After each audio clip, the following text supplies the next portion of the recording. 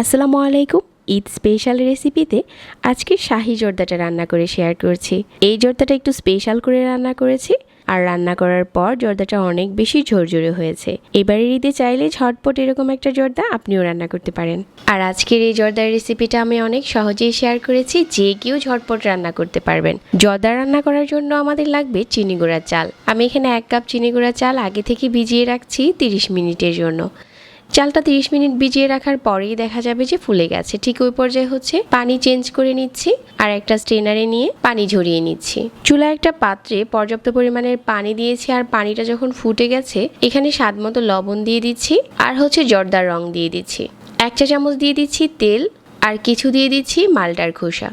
তারপর হচ্ছে চালটা দিয়ে দিচ্ছি। আজকে আমি চিনি গুঁড়া চাল দিয়ে জর্দাটা রান্না করছি, তবে একই রেসিপিতে আপনারা চাইলে বাসমতি চাল দিয়ে ওই জর্দাটা রান্না করতে পারবেন। চালটা যখন 90% মতো সিদ্ধ হয়ে যাবে, ঠিক ওই পর্যায়ে হচ্ছে চুলা থেকে নামিয়ে একটা স্ট্রেনারে নিয়ে পানি ঝরিয়ে নিচ্ছি। আর এখন জর্দা রান্নার জন্য চুলায় আরও একটি প্যান বসিয়ে 1/4 কাপ নিয়ে নিচ্ছি ঘি, আর কিছু আস্ত গরম মশলা নিয়ে নিলাম। এই গরম মশলাগুলো ঘিয়ের সাথে একটু ভেজে নিচ্ছি।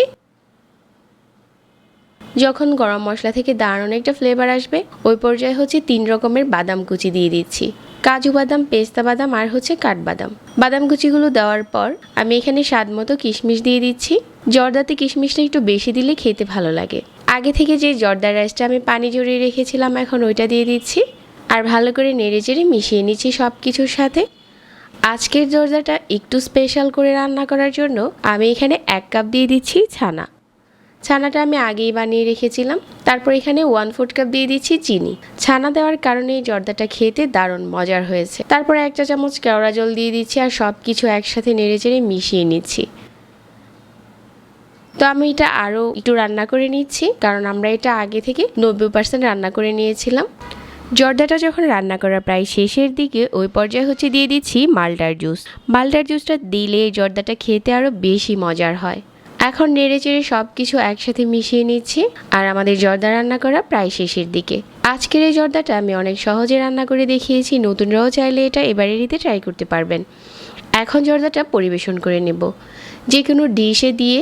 তারপর হচ্ছে উপরে জর্দার মিষ্টি ছড়িয়ে দিতে হবে। আর কিভাবে বাসায় এই জর্দার মিষ্টি বানাতে হয় তার উপরেও একটা রেসিপি আমাদের চ্যানেলে দেওয়া আছে, চাইলে দেখে নিতে পারেন। এখন উপরে জর্দার মিষ্টি সাজিয়ে জর্দাটা ডিশে পরিবেশন করে নিয়েছি, আর দেখতে দারুণ লাগছে। সহজ রেসিপিতে আজকের এই জর্দাটা বানিয়ে দেখিয়েছি। আশা করছি সবার ভালো লেগেছে। সবাইকে ধন্যবাদ জানিয়ে আজকে এখানেই বিদায় নিচ্ছি। আল্লাহ হাফেজ।